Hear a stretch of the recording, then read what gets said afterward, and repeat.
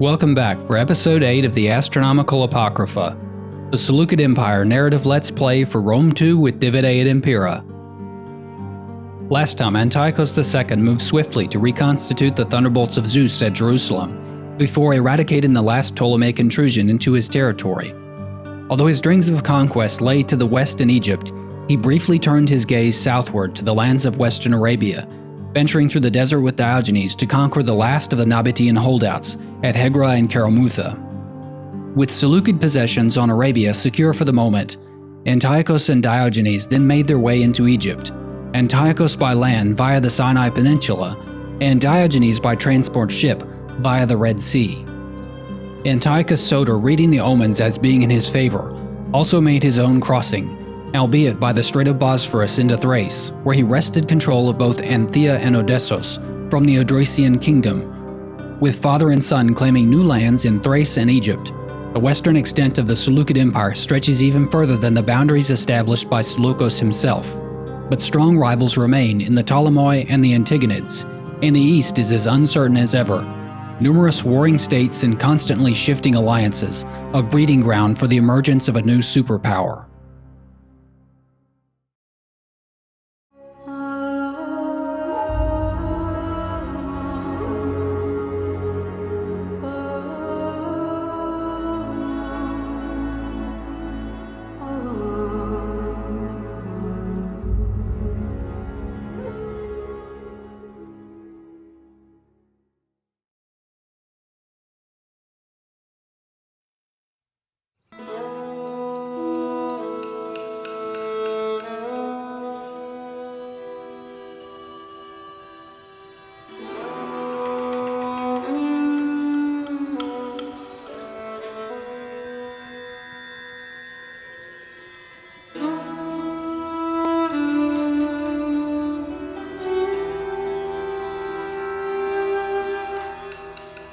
Lovely piece of work, sire, smashing the Odrysian garrison like that. Violent and brutish perhaps, but they've no more subtlety or cunning than the Galatians.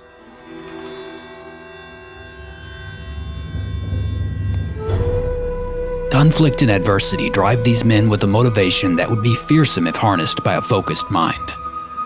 The Black Sea is like a cauldron, melting all these cultures into alloys with greater strength than the parent material. Alexander knew this, and so did Seleukos. He did not put aside my mother in spite of her Iranian heritage, even when Alexander was no longer around to enforce his marriage decrees. But above all, Seleukos was a master of statecraft, playing the games of diplomacy and deceit at a level to which I aspire, but sadly I fear I will never master. I wonder if my son will be able to tame the fire in his heart, or if he will run rampant like these Thracian warriors and their deadly two-handed falsies. He is his mother's son, and she her father's daughter. I fear sometimes he is Demetrios reborn.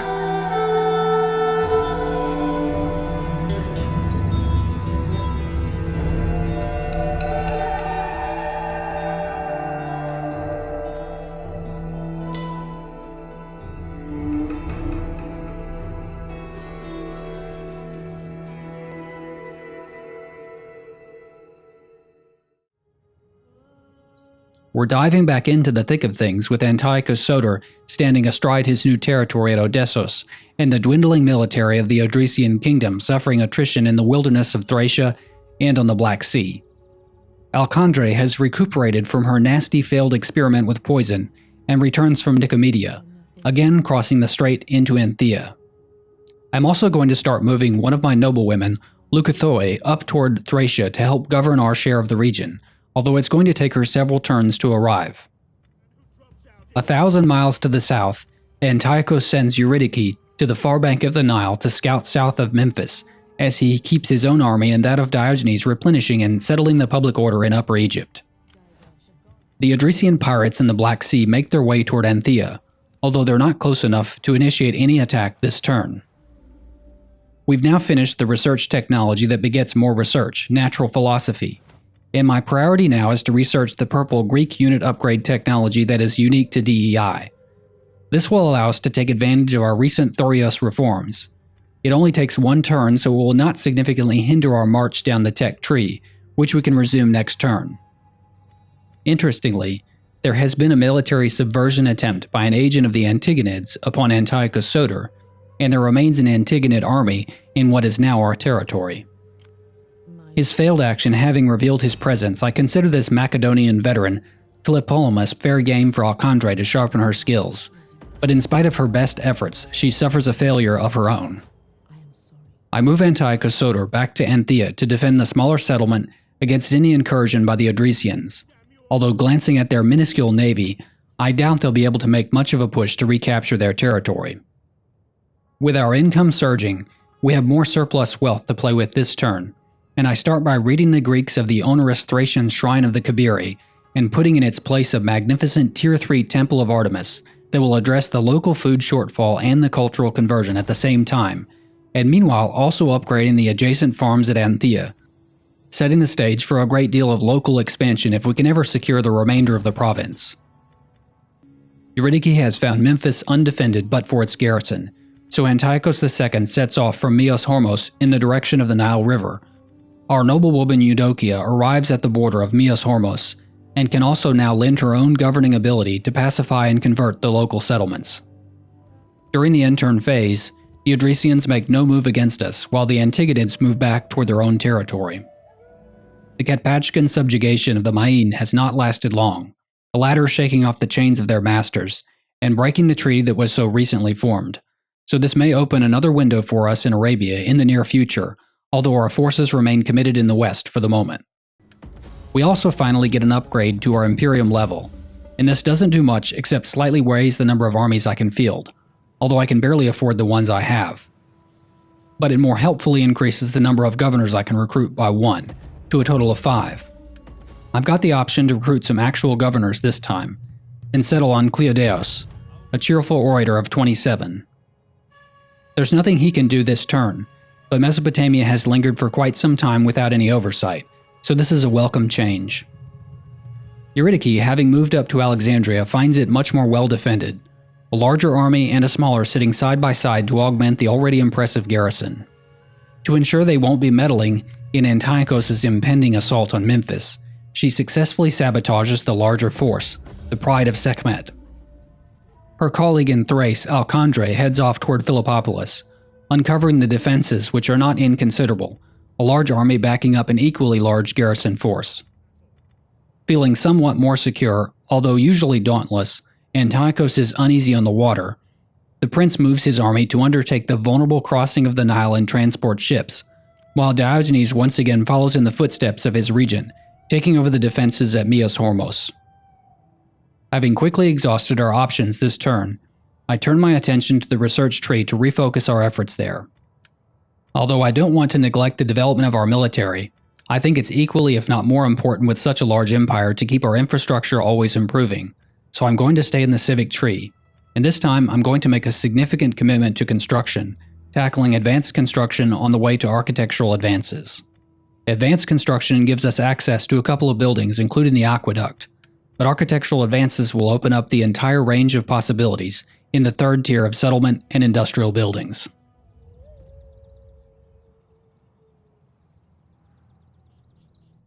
A bit late to the bargaining table, the Antigonids now want defensive alliance, with Antiochos Soter now in their own backyard of Thrace. Although we could perhaps meet our victory objectives with our Macedonian rivals as military allies, I think the divisions of the Diadochi have gone on far too long, and this long series of wars needs a clear winner, so no agreement is reached. The Ptolemies show they still have some military strength left, as another large army passes from east to west through Alexandria, en route to Libya, the other two armies staying put.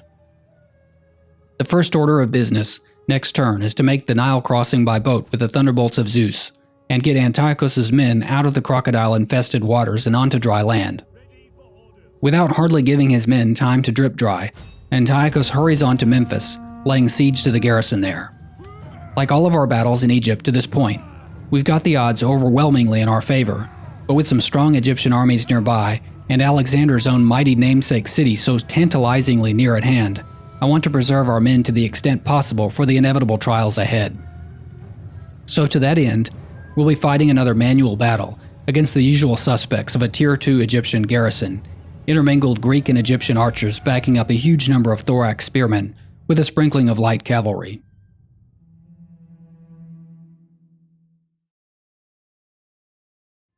They're meeting us outside the city. Why the AI sallies out so much in this mod, I do not know. But the silver lining to this otherwise repetitious affair is the lovely scenery featuring the Giza Pyramid complex in the background, so it seems the Egyptians might have sallied out to protect something worthwhile after all. So enjoy the view, and Antiochos II will take care of the rest. I set up with a slight offset to focus the fire of our archers on one enemy flank, forcing them to maneuver a bit if they want to square up with our line. Our formation inches forward with the Egyptians angling to meet us, sort of. The Lithobolos gives the advancing Ptolemies a taste of fire before they close range to suffer the hail of sling stones from the Jewish slinger levies. Our citizen cavalry circle around behind our line toward the leftward flank to intercept the oncoming Ptolemaic light cavalry, although as our own men close to almost a charge range, the enemy's cavalry skirmish away, tossing their missiles and generally making a nuisance of themselves. However, as my citizen cavalry as a group chase after the lighter horsemen, their trajectory takes them right past the enemy flank, where some exposed levy archers and townsfolk present an inviting target. 3 of the cavalry units peel off from the pursuit to rapidly demolish the armed townsfolk, sowing even more confusion among the enemy ranks, who mill about trying to present a wall of spears to the horsemen who gallop away, all the time the vengeful hail of Jewish sling stones battering the Egyptian line. As the enemy come to within 30 paces or so, the slingers run frantically back behind the pikes, who close ranks and level their sarissas and begin to advance en masse.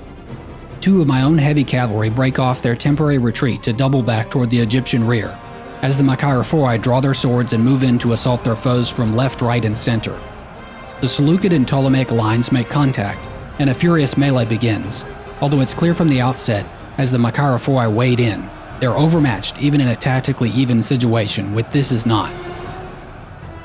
Having made quick work of the archers hanging out behind the Egyptian main line, my 2 closest citizen cavalry regroup for the coup de grace, even as a regiment each of Machairophori and Hoplite have been the first 2 units to swing around and threaten the enemy rear.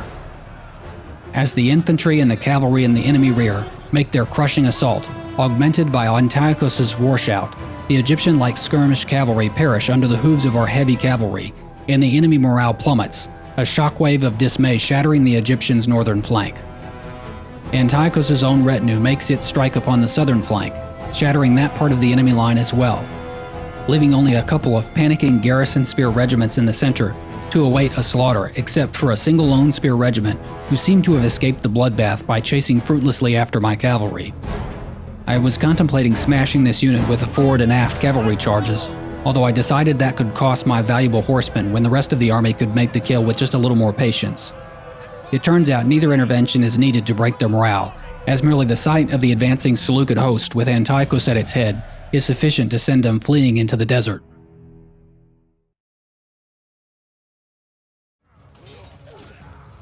Overall, a solid effort from Antiochos, with just over 200 losses, although I think we could have done even a little better with more careful cavalry management. Regardless, the battle was well worth the effort. Antiochos captures Memphis, and I suppose by extension the adjacent pyramid complex. I'm going to keep him inside the town in spite of the garrison penalty for now, just in case the Egyptians move from Alexandria to strike back at us. I'm also now contemplating the upgrade from the garden variety Machairophori to the Thureophori version. The cost is not insignificant, 360 talents, and their upkeep goes up by about 50% as well. But after testing out the upgrade on a single unit, I'm convinced I need to upgrade all of my swordsmen to this new variant purely because of their tremendous improvement in armor, not to mention a slight improvement in defense and the addition of a precursor javelin. Before I upgrade the rest of Antiochos' swordsmen, however, there's another matter I need to address first. There's an old comrade of Antiochos Soter listing off the coast of Syria in his ship, and with so many inviting targets now presenting themselves off the coast of the Mediterranean Sea, Alexandria not the least of which, the time has come to rebuild Cordillion's fleet, their heralds of Triton. Due to the nearby shrine of Poseidon, all the constructed ships will come with level 2 hulls built in. This takes the bulk of my surplus, but I decide with what's left to damage the Ptolemaic economy by committing surreptitious arson in their capital of Alexandria. Diogenes, always a step behind, moves further downriver toward the border with Alexandria and the Sinai Peninsula, and following this, I end the turn. The Ptolemies are now begging for a truce, But there's no quarter to be had. The time for treaties is long past. We're now confronted with a decision about how to proceed with our economy, a focus on trade, agriculture, or industry. Each of these options provide a boost to the type of income in question, although the increase to commerce from trade is a bit lower to compensate for an additional small bonus to trade tariffs. However, I'm going to stick with trade here since Syria, my trade hub on the Mediterranean, is generating a huge proportion of my income. I'm sorely tempted to set our diplomatic relationship with Macedon on fire just to get Philippopolis, but Antiochos Soter, a relatively more cautious man than his father or his son, hesitates to put the torch to the uneasy peace with the Antigonids. I'm adding just a few more ships to the Heralds of Triton, who are now starting to look like a respectable navy. I've still got more wealth left over, and with that I'm finally going to usher in the era of the thorax swordsman, converting all of the remaining Machairophori in the Thunderbolts of Zeus to the more heavily armored variety. Waiting for us at Alexandria, we've got the always impressive 20-unit garrison, and a fairly large army that is mustering inside the walls as well, so we're going to need all of the help we can get to take the city. What happens next is a bit of a surprise. The Ptolemies gather presumably everything they can and strike preemptively at Antiochos as he shelters in the unwalled city of Memphis. In a way, this is almost a mirror image of what happened to the overconfident Ptolemy Philadelphos in Judea. And sure enough, we find ourselves similarly outmatched on the balance bar. 2 full stacks and then some against the Thunderbolts of Zeus and a ragtag group of garrison militia who are more of a liability than anything. I very well may lose the younger Prince Antiochos in this battle. But there's a glimmer of hope as we've seen Antiochos hold a city against odds like this before.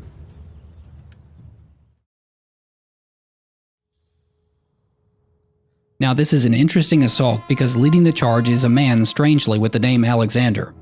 He's leading a retinue of royal peltasts and nothing else, which actually puts us in a bit of a predicament. I have no idea where the reinforcements will be coming from, but it does afford us the opportunity, if we're quick enough, to eliminate one of the enemy generals right out of the gate.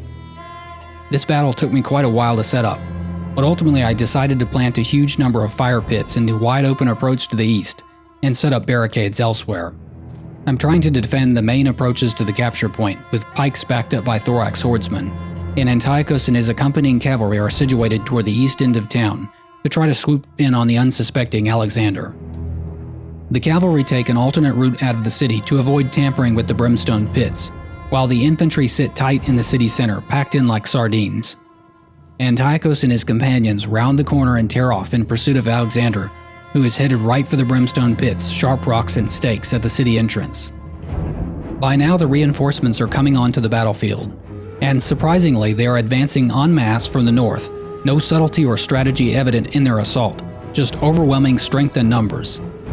After receiving several charges, Alexander and his royal peltasts are suffering pretty badly from the onslaught, about a fifth of their men already down, and the men's morale quickly failing.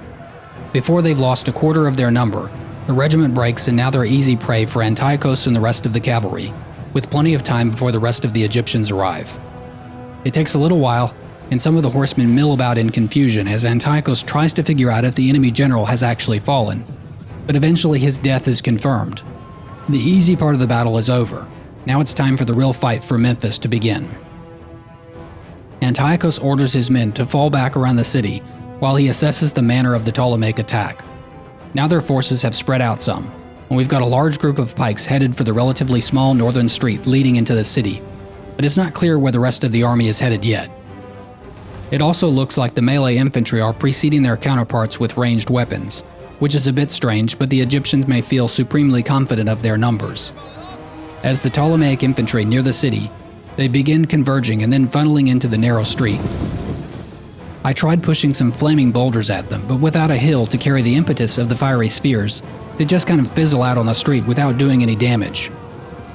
The Ptolemaic phalangitai hack through the barricade, and then more and more men pack into the street, heading straight for the city center and the depleted garrison who are quaking in fear, surrounded by the bristling wall of Seleukid pikes and thorax shields. The Egyptian column runs right into my first pike wall, and the garrison commander orders the slingers forward to toss projectiles overhead onto the oncoming river of human beings, as does the Lithobolus stone thrower. I try to add a round of Thurios javelins, but they don't seem to fire, probably due to line of sight issues. Figuring there's nothing much else to do but try to gain the upper hand in the melee, I order the thorax swordsmen through the gaps in the pike wall to do battle with their adversaries. Now the street is totally jam-packed with infantry struggling to get to the front, or presumably to go back anywhere or even breathe in the press of men. The Ptolemaic cavalry are bringing up the rear, still galloping outside the city, and I can't imagine they would send their horses into the mess in the northern city street. Tlepolemus himself, the Ptolemaic regent, is there with his heteroi squadron, and appallingly it seems that's exactly what he has in mind, channeling his horsemen, including his own bodyguard, into the rear of the Memphis rush hour traffic jam. As Antiochos brings his own men back around the city to watch in disbelief, the last Ptolemaic unit heads right into the rear of the column, quite possibly the worst tactical choice of all, an entire regiment of African elephants storming the rear of the Ptolemaic assault.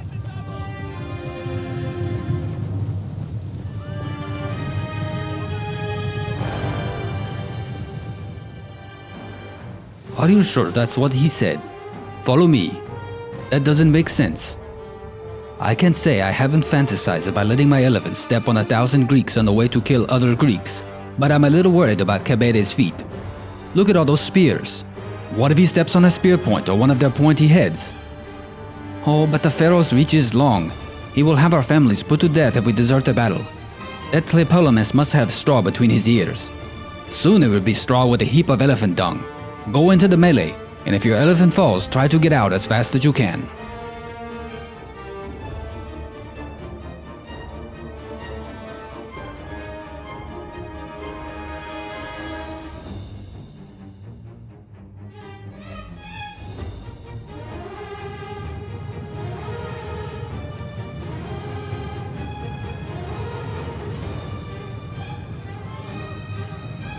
There are a few intelligent men in the Egyptian army, just a few, who are hanging back from this catastrophe in the making as 3 units of Uzoni Egyptian archers are slowly creeping up toward the city limits.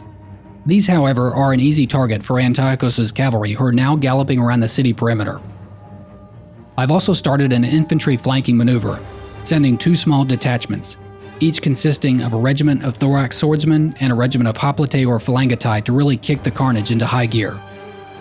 With all of this said, the Ptolemaic column has, for all its single-minded simplicity, become a juggernaut that my men at the town square are struggling to hold off, and they won't be able to hold the line forever.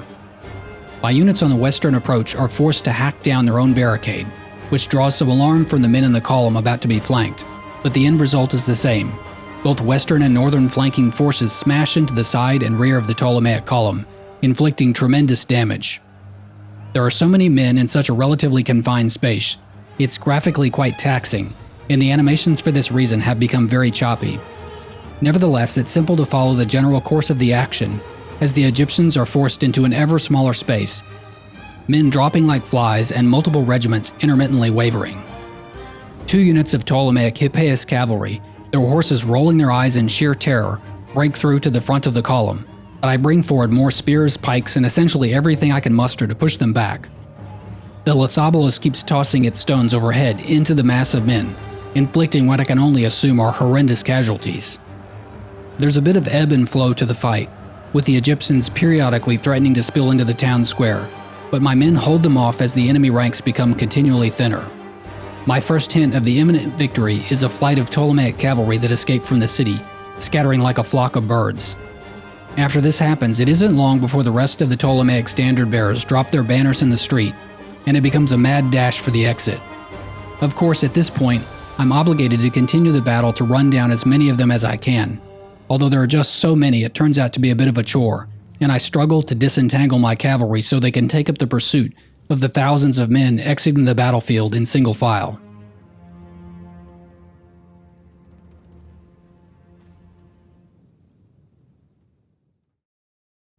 The post-battle report says heroic victory, but only because there's no such thing as a Texas Chainsaw Massacre in 258 BC. Over 5,000 Egyptians dead, a kill-to-death ratio of almost 10 to 1 and closer to 15 to 1 discounting the friendly fire. Numerous regiments registered kills in the hundreds, including Antiochos II himself racking up 479 kills, and the first prize going to the unit of thorax swords who crossed the 500 mark. We actually got almost 1,000 captives from this battle, which we're going to take as slaves for better or worse. Alexander is slain, but the other two generals, including Ptolemies, appear to have escaped, at least with their heads if not many men. Eurydice confirms the remnants of the two Ptolemaic armies have fallen back to the Nile, near to but not within Alexandria. Although we're definitely going to claim the legendary city for the Seleukid Empire, first Antiochos is going to have to hunt down and obliterate the survivors of the attack on Memphis. We have pretty good odds even with the enemy forces united, but I'm able to eliminate them one by one with the Night Battle ability. It's time for old Cordelian, the fiery commander of the Heralds of Triton, to make his way down toward Alexandria. Neither he nor Antiochos are able to make the assault this turn, but we can make the two-pronged attack next season. While his sun blazes a path of destruction across Egypt, Antiochos Soter remains confined at Thrace on the western coast of the Black Sea. However, there has apparently been some significant action on the eastern coast of the Black Sea while he was away. Archaebosphorus have extended their reach south beyond the Caucasus Mountains, through Armenia and into Media Atropatene, sweeping aside both the Atropatenians and Hyastan, both factions now confined to a single region. As Antiochos II and Cordelian coordinate their attack plans during the winter, there's still one small surprise from the Ptolemies, who send a single small army from Alexandria to take back Memphis, even with the assault looming on their capital. I was admittedly completely unprepared for this, and while I wasn't sure if I could pull off a defense in this scenario, I wasn't willing to put up the effort since we'll be back this way shortly to sort out this impertinent little band of Egyptians. Epiros, who now command most of the southern and western Hellas and Macedonia, come to us with an offer of defensive alliance. They aren't allied with the Antigonids, so perhaps this deal could work to our advantage. In fact, their only enemy is some faction called Roma, certainly not a power in Antiochos Soter's eyes that could ever grow to rival the Seleukid Empire. In a tone with slightly more urgency, the diplomat from Hyastan pleads for our help against the growing power in the north, Archaebosphorus. We have no love for our Hellenic cousins from the Black Sea, but I'm not in a position to enforce any military treaties against them for the moment. Tying up loose ends as always, Diogenes recaptures Memphis from the defenders of two lands who lived up to their name in trying to hold down more regions than they were capable. At the start of the following turn, Antiochos and Cordelian move in synchronously to assault the large garrison at Alexandria. And while this battle is certainly winnable through auto-resolve, we'll fight it manually, not only to limit our casualties, but more importantly because it's a landmark event for the campaign. Since I won't be taking the time to lay siege, we have only a pair of ladders to make the assault on the walls, so it's going to come down to brute force and a timely landing by Cordelian's men.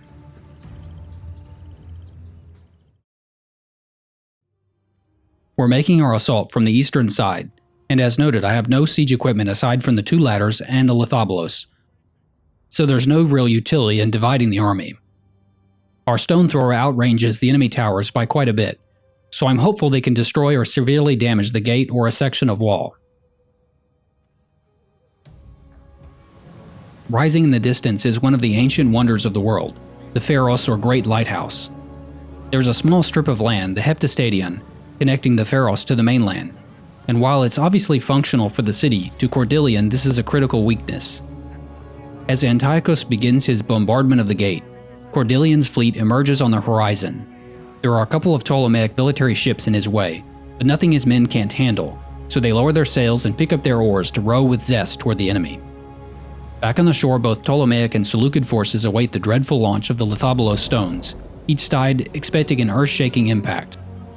And there's a bit of an anticlimax when the stone lands against the enormous reinforced gate with a mild thump, inflicting some mild cosmetic damage but little more.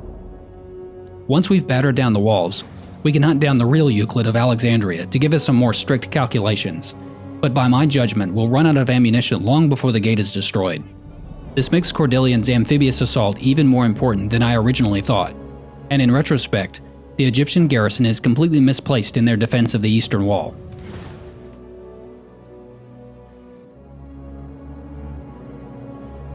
So it seems that Ptolemy built the gate of this city to defy even the wrath of Zeus. Of course, do not stop the bombardment. In fact, send the Jewish slingers forward and have them vent some of their anger on the Egyptians for the misdeeds of the past. Our goal here is not to breach the city, but to draw their soldiers off. Cordelian will be landing on the Heptastadion and reach the city within the hour, so we must allow his marines to eviscerate the spirit of the city. Believe me, we will be welcomed with open arms to relieve the citizens of Alexandria from the brutality of the heralds of Triton. My father will not be the only reputed savior of the empire." Antiochos realizes the same thing. If he doesn't keep up at least the appearance of an assault, the Egyptians may rush to defend the harbor. So he orders the ladders forward. Meanwhile, Cordelian's men announce their arrival with a much more impressive sound of impact, splitting the hull of the lesser Ptolemaic skirmish vessel before plowing into its companion ship. Two of Cordelian's other ships split off from the main force to pursue the remaining Egyptian skirmisher craft, whose crew are directing their ship to harass our men from the shore as they make the already treacherous advance to the wall with their ladders. The ladders dock on the wall, and the first two regiments of thorax swordsmen scramble up the rungs to make first contact with the Egyptian defenders on the battlements, while the Jewish levy slingers provide covering fire. The Lithobolos keeps up its ineffectual reign of hilarity, which the Egyptians have taken to intermittently opening the gate in mockery. The gate does at least appear to be open, so I send forward some infantry to test whether that might actually be the case. As they make their advance, the main part of Cordelian's squadron begin guiding their ships through the narrow inlet to the harbor to land on the interior coast of the Pharos, and their two comrade ships are dealing with the last remaining Egyptian skirmisher vessel. The open gate, it turns out, is either a glitch or a mirage, since my men are unable to pass under the arch and instead set to work lighting torches and other flammable objects to stack against the timbers in a feeble attempt to light the structure on fire. The Jewish slingers are either becoming too tired or running out of things to throw as their ammunition stores are on the verge of being depleted. Cordelian and his men storm off of their ships on the island, briefly reforming their ranks in the shadow of the great lighthouse before advancing down the narrow Heptastadion, literally the length of 7 stadia, a significant distance for the armored men to run in their amphibious assault. On the wall, my thorax swordsmen hold their ground well against the Egyptian spearmen, but make little progress toward the gatehouse itself. The gatehouse, for its part, seems to be made of some sort of space-age material, as it's currently at 23% damage after being battered and set on fire, and still has the some might say misleading appearance of being open, in spite of being completely impassable. More thorax swordsmen scramble up the ladders to assist their comrades on the wall, and after breaking a regiment of citizen militia, they veer to the left to battle with still more enemies on the ramparts blocking the way to the gatehouse. Although the way to the city, via the Heptastadion, appears tantalizingly open, while this is truer to an extent than the Vibranian western gatehouse with cloaking technology, the capture point, it turns out, is not completely undefended. The garrison general Artemidoros and a few other regiments having been left behind in case of just such an emergency. Cordelian gathers his men at the harbor city entrance. The Ptolemaic garrison commander and his spearmen square off against the Marines, as the town mob behind them are already beginning to lose their nerve at the sight of the infamous Heralds of Triton Marines, who swung the tide of the battle at Kypros. Two of the skirmisher marine regiments set about capturing the guard towers, as Cordelian and the rest of his men hurry along the Heptastadion, en route to the city.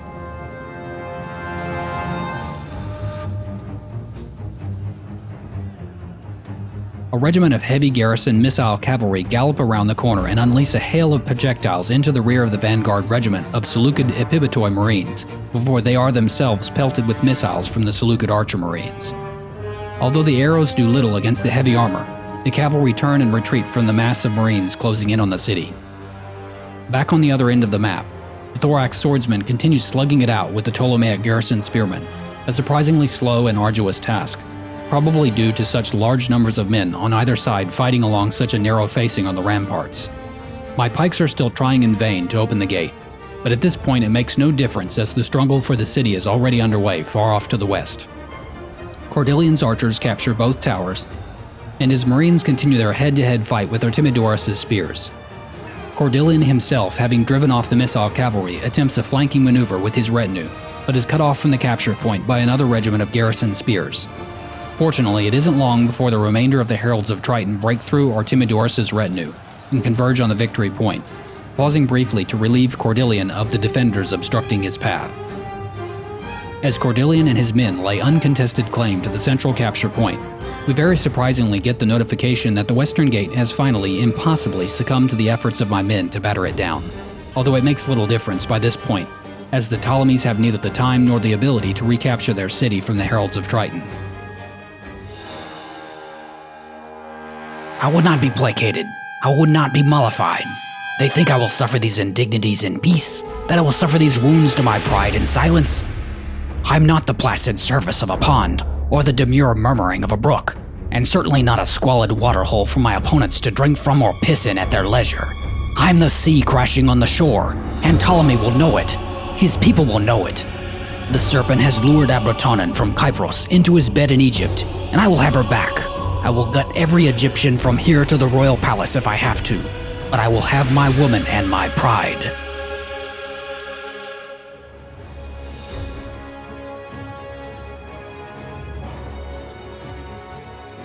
It takes a little while, but eventually the Ptolemaic points run out, leaving the legendary city of Alexandria under Seleukid control.